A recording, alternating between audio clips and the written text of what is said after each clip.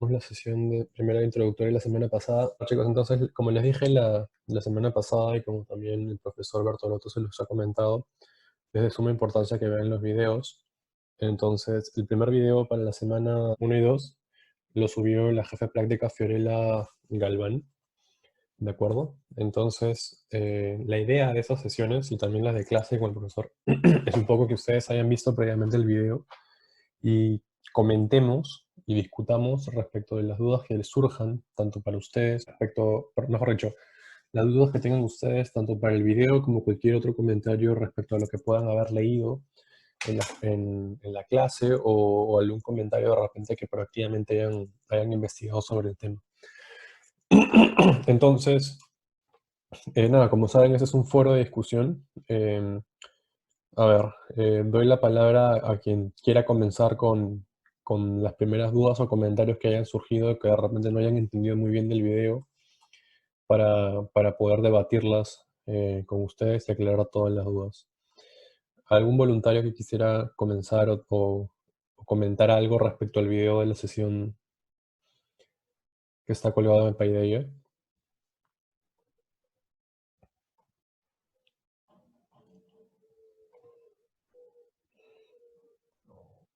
Sí, a ver, Dafne, Alex, Andrew, Antonella, Carlos, Cintia, Diego, Luz, Sharon, José. ¿Qué dudas tienen respecto al video? ¿O está todo claro? ¿O de pronto no lo entendieron perfectamente? Pedra, Jorge, entiendo que todos ya debieron haber visto el video.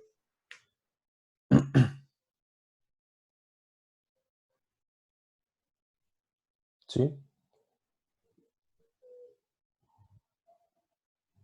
Diego. Yo quiero saber si siempre vamos a usar ese mismo tema como que tienen ahí todo bien hablado, a decir de una manera u otra que, por ejemplo, no abrir otros grupos, sino que te dicen cuentas por cobrar y digamos en los estados financieros salen otros grupos, solo agruparlo en cuentas por cobrar. O sea, me refiero a que si vamos a seguir siempre ese mismo tema. Sí, gracias por tu pregunta, Diego. A ver, como pudieron ver en el video, apreciarlo, en el estado financiero auditado, que suele ser subido por una auditora, hay diferentes cuentas que no necesariamente son las que ustedes conocen. Hay usualmente más o menos algunas otras cuentas secundarias también de apoyo que se utilizan. Y como comenta su compañero, hay cuentas por cobrar aperturadas en distintos rubros, ¿no? Tienen las cuentas por cobrar vinculadas, comerciales, y también tienen a las otras cuentas por cobrar. Entonces, es trabajo de ustedes para las evaluaciones identificar cuáles son estas cuentas por cobrar y hacer la reclasificación que sea necesario. ¿De acuerdo? En todo caso, tienen que entrar al detalle, a la nota del estado financiero y tienen que, tal cual como se los comentamos en el video, identificar cuáles son los conceptos de cuenta por cobrar comercial para que todo lo que sea comercial de alguna forma vaya a esa cuenta que ustedes están trabajando en el Excel, ¿sí? Si es que de repente en la cuenta por cobrar comercial, no sé, es por un importe de 100, pero cuando ingresan se dan cuenta que hay como un importe de 2, que en realidad pertenece a las otras cuentas por cobrar, o de repente la de vinculadas, tienen que reclasificarlo. Y del mismo modo, si encuentran en el otras cuentas por cobrar o en el cuentas por cobrar vinculadas, lo tienen que reclasificar a comerciales. Y esa es la primera reclasificación importante que hacemos en el curso. ¿Sí? ¿Por qué? Porque usualmente muchas empresas suelen trabajar con unos supuestos contables más que financieros, ¿de acuerdo?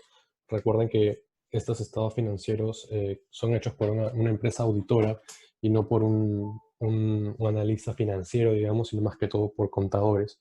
Entonces los conceptos que se suelen utilizar para definir o delimitar cuentas son mucho más contables, son mucho más estrictos a la norma, a las NIF, que son las normas internacionales, perdón, a las NIC, que son las normas internacionales de contabilidad, y no tanto con una perspectiva de análisis financiero que es la que utilizamos en el curso, ¿de acuerdo? Entonces, por eso es importante, como comenta su compañero, hacer ese desglose y agrupar todo lo que no sea importante, ¿de acuerdo? Podemos tener en el activo 20 cuentas, sin embargo, para nuestra plantilla de repente solamente 6 van a ser importantes y luego tenemos unas cuentas atomizadas muy pequeñas que el concepto de repente no es muy relevante. Entonces podemos agruparlo en simplemente otros activos corrientes y obviamente tomando las precauciones del caso y sabiendo qué cosa está dentro, ¿no? Entonces es una pregunta muy válida. Muchas gracias por tu comentario, Diego. Y sí, se trabaja de esa forma como lo comentas en ese esquema. Y si es que hubiera alguna otra cuenta en la cual tú no tienes mucho conocimiento de qué hay dentro y no es relevante para el análisis que estás planteando, lo puedes poner tranquilamente en la cuenta de otros. Perfecto, entonces muchas gracias, Diego, por la primera introducción. Otro comentario, chicos, dudas, consultas. Como les comenté la semana pasada, este espacio es un poco más para poner sobre la cancha todas las dudas que ustedes tengan y las resolvamos semana a semana. ¿De acuerdo? Por eso es que hacemos tanto videos como sesiones. La idea es darle a ustedes la mayor cantidad de recursos y atender y resolver todas las dudas que puedan surgir del contenido que hayan podido ver en los videos. ¿Quién tiene otra consulta, chicos? Por favor, levanten la mano para participar.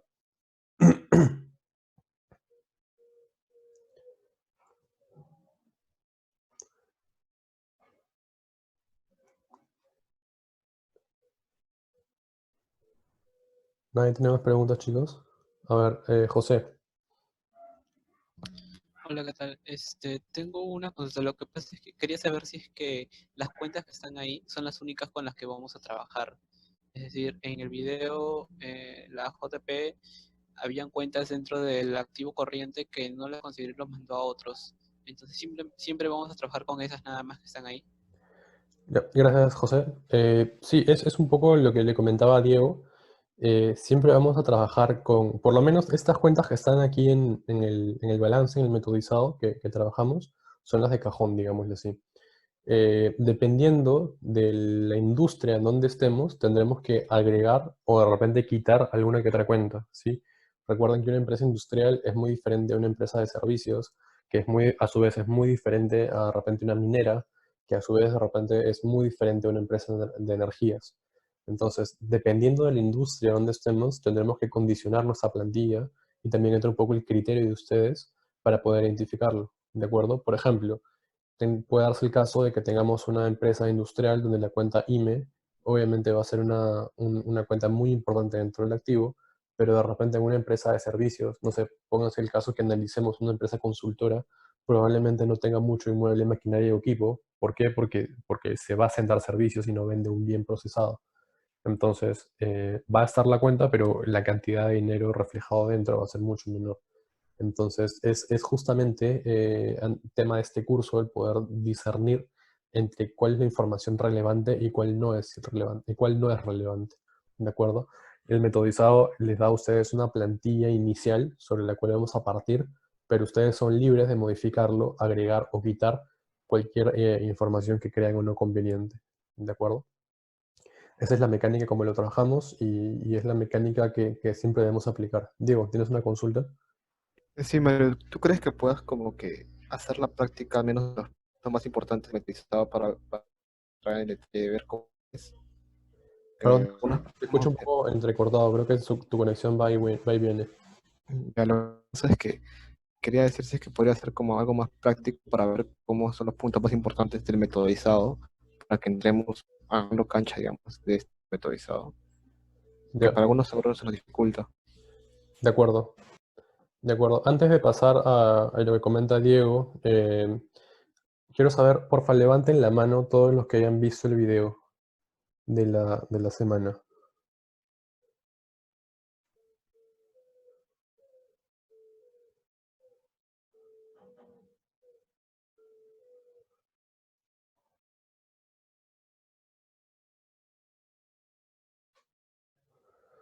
A ver, José, Diego, Carlos, Luz, ¿quién más? ¿Los demás chicos no han visto el video?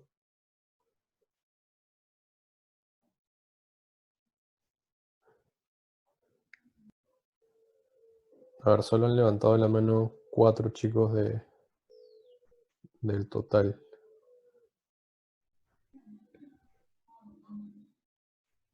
¿Nadie más? Yo vi una parte, pero yo pensaba, o sea, ese video recién me doy cuenta que estaba ahí, porque yo pensaba que ese video era la grabación de nuestra sesión. Como se están manejando dos partes en Paideia, creo que eso ha confundido a muchos. Por lo menos eso me confundió a mí. Ya, de acuerdo. A ver, vuelvo a comentar lo que les dije en la primera sesión. Tenemos dos Paideias, si se han dado cuenta. Un Paideia unificado de todos los horarios y un Paideia por cada horario. El Paideia unificado en todos los horarios van a estar ahí todas las no grabaciones, sino todos los videos que van a colgar tanto el profesor del curso por semana como los jefes de práctica por semana. ¿De acuerdo? O sea, cada semana, entre comillas, creo que es cada 2 semanas, déjenme corroborarlo porque los temas se trabajan en bloques de 2 semanas. Hay un video colgado extenso, digamos, en esa materia. Entonces, ahí tienen que revisarlo constantemente para poder actualizarse tanto los videos que puedan haber, noticias del curso o presentaciones que puedan subir, ¿de acuerdo?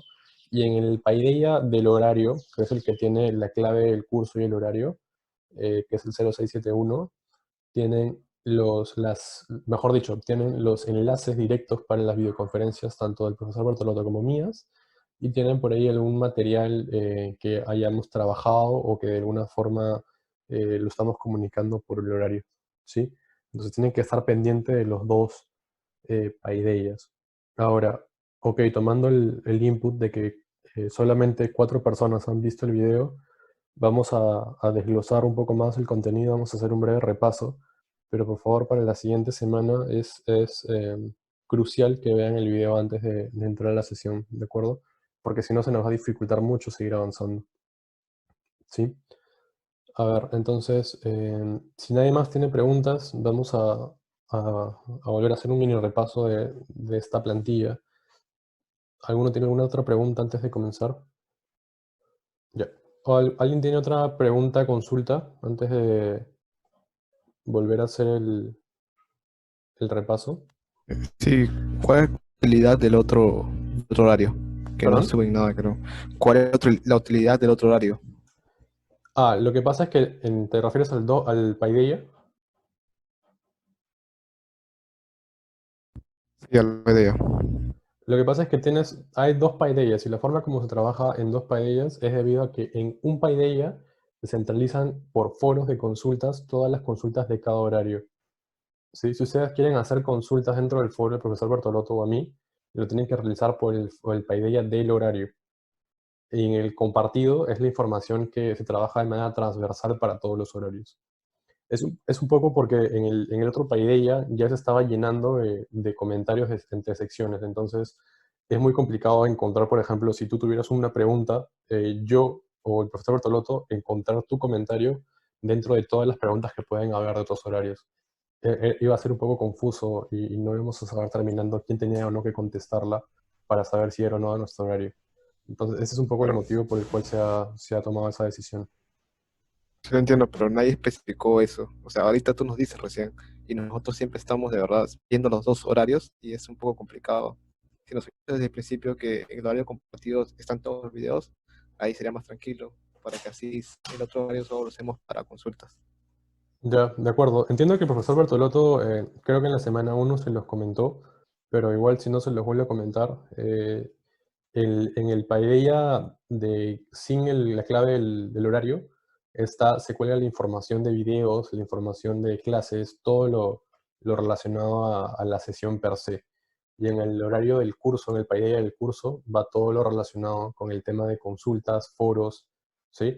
Y sesiones puntuales que se tengan, por ejemplo, agendadas las videoconferencias, ¿sí? Va un poco más de ese lado. Creo que el profesor Bertolotto lo explicó en la sesión de inducción que hizo una semana antes del inicio de clases, pero igual le vuelvo a comentar para que lo vuelva a repetir dentro de su clase si es que no quedó claro para que todos lo puedan entender. Perfecto. Entonces, si no hay más dudas, volvemos a la plantilla del metodizado. Para los que vieron el video, esto de repente es un poco repetitivo, pero voy a hacer mi esfuerzo para no repetir lo que dice el video, sino tratar de hacer un resumen mediante la información clave y el uso de la plantilla. Y sí les pido que a todos los que no hayan visto el video, por favor, lo vean. En la plantilla vamos a encontrar información histórica o les va a solicitar información histórica. Ustedes son, digamos, los responsables de llenar estas plantillas cuando tengan evaluaciones, ¿de acuerdo? Por ejemplo, si tienen una práctica calificada, le vamos a decir la empresa una semana antes y ustedes tienen que construir esta plantilla para que ustedes mismos puedan responder las preguntas de la práctica. Sí, ese es un curso que cuando nosotros lo hacemos de manera presencial, el 50%, si no más, del curso se realiza previamente antes de llegar a la calificada, de verdad. Ustedes tienen que trabajar esta plantilla, la resuelven en sus casas y vienen a la práctica ya con la plantilla hecha y solamente les damos las preguntas y dependiendo de la pregunta, ustedes responderán con la información que ya analizaron previamente. ¿Sí? Esta es un poco la metodología del curso y siempre se ha trabajado de esa forma. Entonces, para los que han podido ver el video de la plantilla, se han dado cuenta que hay varias pestañas. Hay pestañas de instrucciones donde les dicen cómo llenar la plantilla per se. No la voy a leer porque es un poco de papurrata, ya lo tienen ahí. Les voy a dar un poco más de valor agregado. La plantilla en sí toma un análisis histórico de 3 años, ¿de acuerdo? En este caso, como algunas empresas todavía no tienen información financiera del 2019, estamos trabajando con 2018, 17 y 16. Si tuviéramos información histórica ya desde 2019, sería 2019, 2018 y 2017. Ahora, como pueden haber darse cuenta, la plantilla presenta las cuentas más importantes del balance, ¿de acuerdo? Y ese es el motivo por el cual sus compañeros me consultaban si es que solamente íbamos a trabajar con estas cuentas. La respuesta es no, no solamente vamos a trabajar con estas cuentas. ¿Por qué? Porque estas cuentas son, digamos, las más clásicas que se repiten en todos los estados financieros de la mayoría de empresas. Ahora, hay partidas contables que pueden ser nuevas para ustedes y que pueden aparecer para una sola empresa y dependiendo de la cantidad, o sea, el monto asignado en esta cuenta, será o no será relevante, de acuerdo, para ustedes. Por eso tienen el análisis también vertical al costado, que es el análisis de porcentajes. Si se dan cuenta en ese análisis, vemos cuánto es el porcentaje de cada cuenta por año respecto al total, ¿sí? Eso lo tenemos aquí abajo. Por ejemplo, tenemos acá el total de activo y vamos a ver que el inmueble, maquinaria y equipo en este caso es el 65.3% del total, ¿sí? Luego viene seguido por las existencias y luego por las cuentas por cobrar comerciales. Entonces, este análisis vertical, que básicamente es el monto de cada cuenta dividido entre el total de activos, nos da el porcentaje que constituye cada partida del total. Es un criterio importante para saber qué cuentas son las más importantes a nivel de Q, digamos, de cantidad de dinero registrado en la partida, y nos va a ayudar a discernir, por ejemplo, entre a qué debemos prestar o no más atención. Por ejemplo, en este caso, el IME es una cuenta súper crítica que debemos de conocer al revés del derecho para poder identificar cualquier impacto en la cuenta, y pues, quizás de repente activos intangibles, o mejor dicho, otros activos no corrientes, sea irrelevante porque tiene 0.0% o en el caso del intangible 0.5%. ¿De acuerdo? Entonces eso también es un criterio importante. Ahora, puede darse el caso que haya empresas que tengan cuentas que no están en esta plantilla. Como les digo nuevamente, dependiendo del análisis que ustedes realicen sobre si es relevante o no, pueden crear la cuenta, o sea, agregarle una fila a esta plantilla y agregar la cuenta, o simplemente ponerlo en la cuenta de otros. Sumar, como dice el video, todos los saldos, digamos, que están quedando fuera de estas cuentas y ponerlo todo en una gran bolsa que sea de otros. Solamente deben de asegurarse que esa bolsa sea realmente de conceptos irrelevantes o de otros que no pueden ser identificados. ¿De acuerdo? Entonces eso si quieren es como un primer filtro. Y explorando la plantilla se pueden dar cuenta que tienen el balance, tienen el estado de ganancias y pérdidas, tienen un análisis de cuentas por cobrar, tienen el estado de flujo de efectivo, tienen la información complementaria y tienen la plantilla de ratios, ¿de acuerdo? Por estas primeras semanas nos vamos a centrar en el balance y en el estado de ganancias y pérdidas. Las siguientes plantillas todavía las vamos a ver en las siguientes semanas, ¿de acuerdo? ¿Quién me podría decir, o quién, un voluntario, respecto a qué punto se quedaron en la sesión de teoría con el profesor Bertolotto? ¿Algún voluntario? Y porfa, chicos, cuando quieren hacer una pregunta, les recomiendo levantar la mano, porque como estoy proyectando en el Excel, no puedo ver el chat que se genera en la sesión. Pero sí me llega una notificación, como una campanita, cada vez que alguien levanta la mano. Entonces, ahí me da como que me da notificación y voy al chat o le pido que activen el micrófono y conversamos. A ver, Diego, tienes una consulta. No, solo estamos hablando sobre los cuatro estados de flujo, o sea, estado de flujo de efectivo y el estado no me acuerdo el otro estado, pero estamos viendo los estados para que más o menos nos acomodemos a lo que estamos viendo. De acuerdo, debe ser el estado de cambios en el patrimonio, ¿cierto? Sí, Sí, ese era. Perfecto. A ver, entonces, deben haber estado viendo sus estados, como me dijeron. Entiendo que en la primera sesión ya vieron la parte de diferencia en cambio, que era una cuenta importante en este curso. Y lo ideal es que trabajemos a la par, ustedes en sus casas, la metodización o la revisión de parte de la empresa que estamos viendo en la asesoría, ¿no? En este caso, la empresa acordada para la primera asesoría es la que ya les mencionaron en el video, ¿de acuerdo? Cementos Pacasmayo. Entonces estamos tomando esta empresa como modelo para analizarlo. Ahora, la primera parte de la metodización se basa en trasvaso de información. Esta plantilla es básicamente trasvasar información, pero no es simplemente un copy-paste, ¿de acuerdo? Es leer la información que tenemos en el estado financiero de la empresa y con esa información discernir, tomar la decisión de qué cosa y qué cosa no es relevante y pasarlo a la plantilla.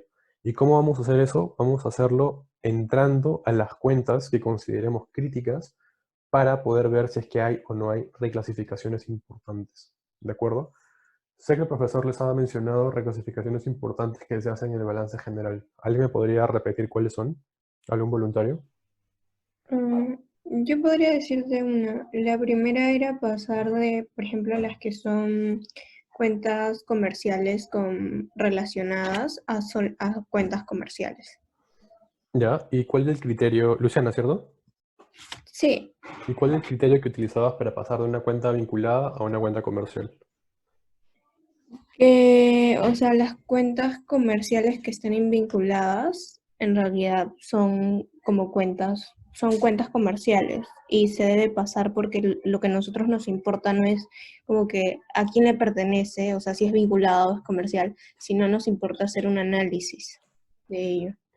De acuerdo, voy a tomar lo que comenta Luciana, muchas gracias por tu intervención y le voy a agregar lo siguiente, ¿sí? Y por favor, no se confíen en la grabación, tomen nota, tomen todas las notas que crean necesario para que esto quede claro.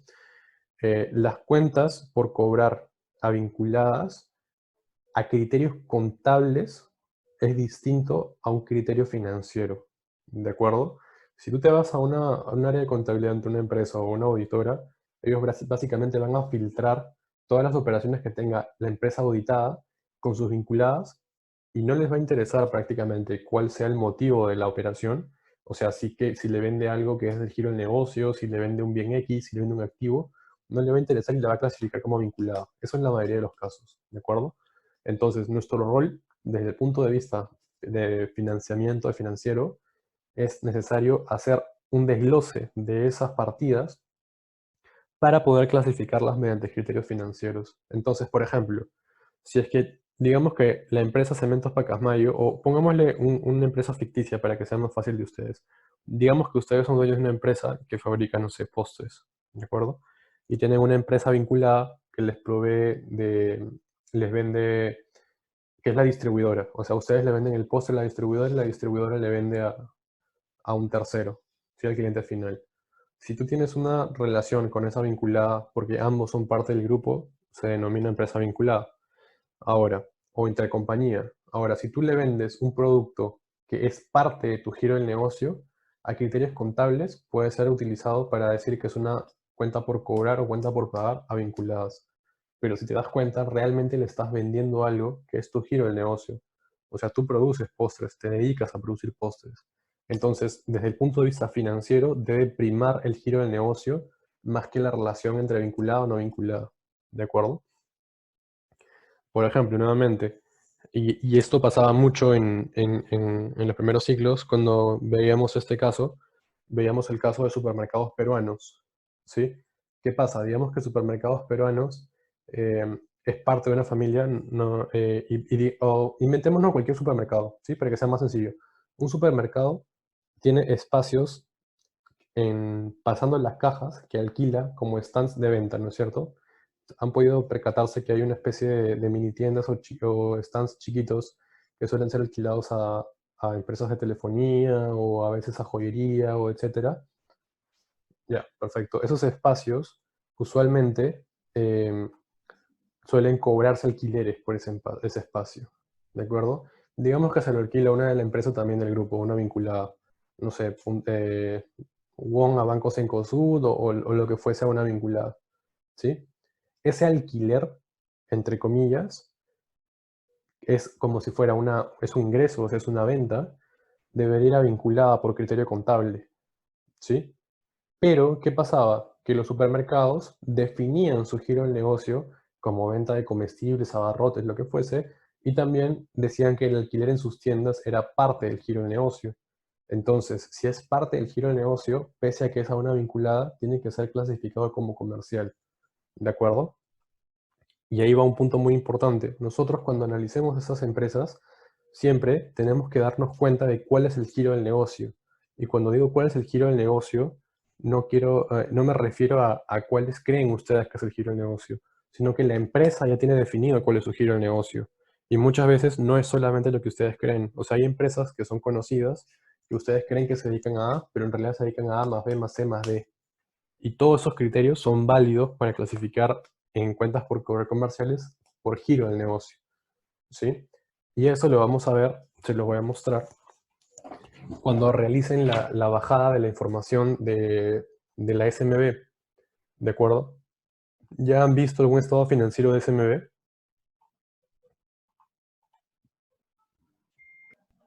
Sí, hemos estado trabajando con Lindley.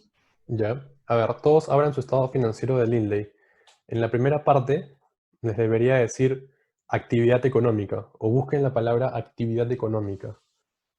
Dentro de ese cápite de actividad económica, les debe salir definido cuál es el giro del negocio de Lindley, por ejemplo. ¿De acuerdo? Entonces, ese es el criterio que deberían utilizar para filtrar qué y qué no es parte del giro del negocio de la empresa. ¿Sí? Entonces, esa, por ejemplo, es una reclasificación importante. ¿Qué otra reclasificación han visto en clase? ¿Algún otro voluntario? Y gracias, Luciana, por tu participación.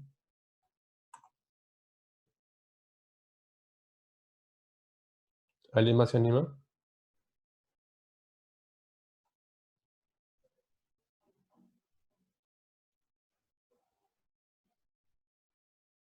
¿Qué otra reclasificación importante han visto?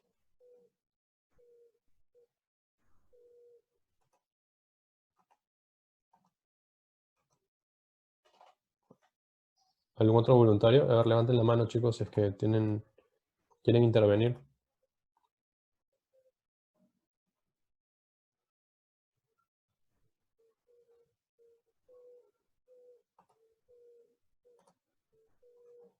Cintia, coméntanos.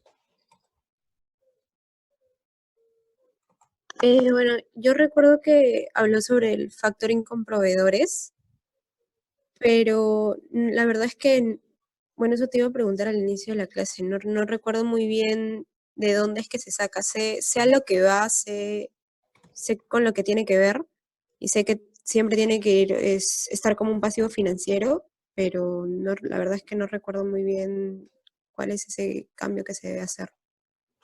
Ya, a ver, ustedes mismos, chicos, alguien que le pueda ayudar a su compañera, ¿qué recuerdan de esa consulta?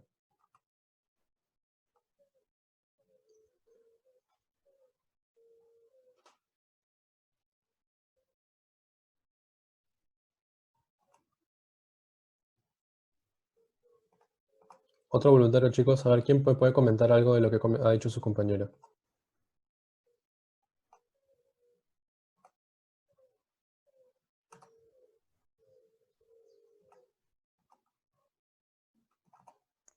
No estoy muy segura si es de que el factoring pertenece a la deuda financiera, donde se toma como, se agrupa y al capital y a los intereses que se pueda tener con los bancos. Ya, de acuerdo. ¿Alguien más quiere complementar antes digamos, de englobar la respuesta?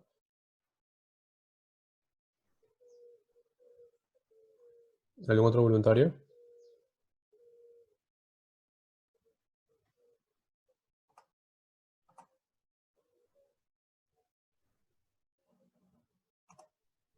A ver, ¿qué suele pasar? ¿Qué cosa es el factoring? ¿Quién me define el factoring como operación financiera?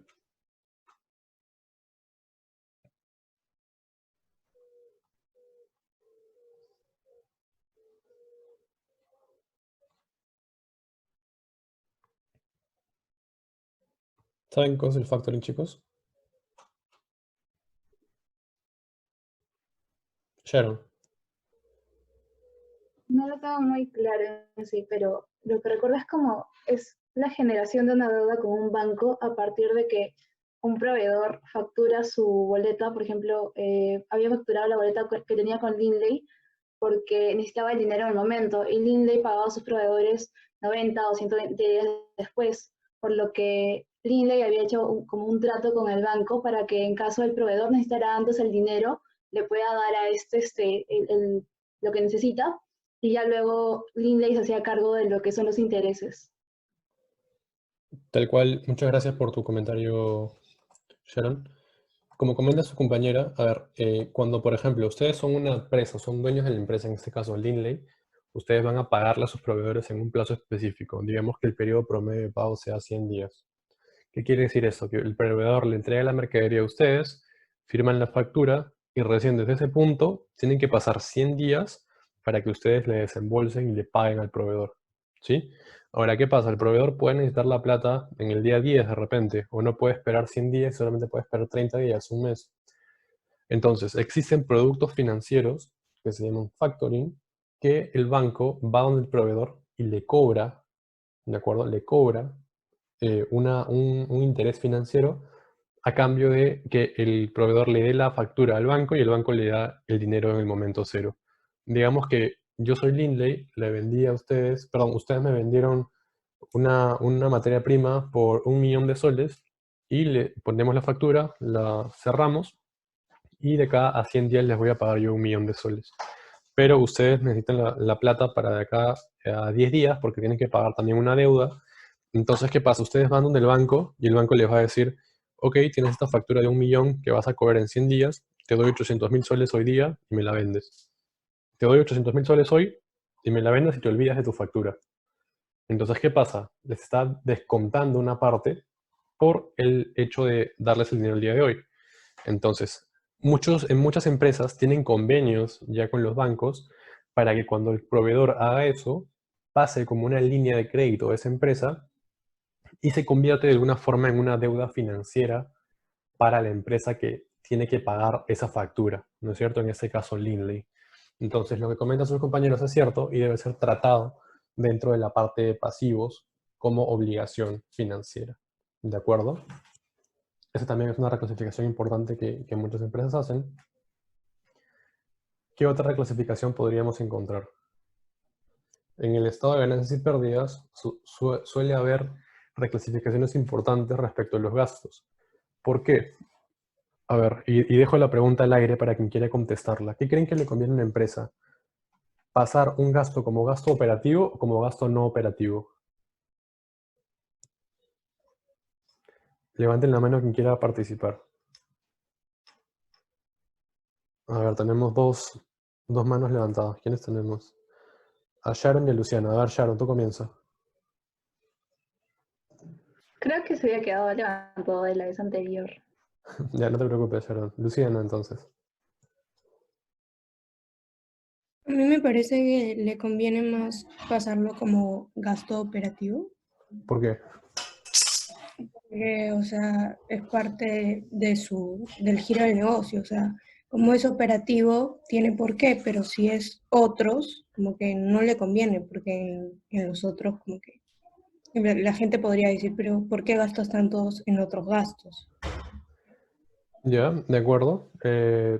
A ver, chicos, nuevamente se va a acabar la sesión en menos de un minuto por ese tema que les comentaba de la licencia que nos han otorgado los jefes de práctica.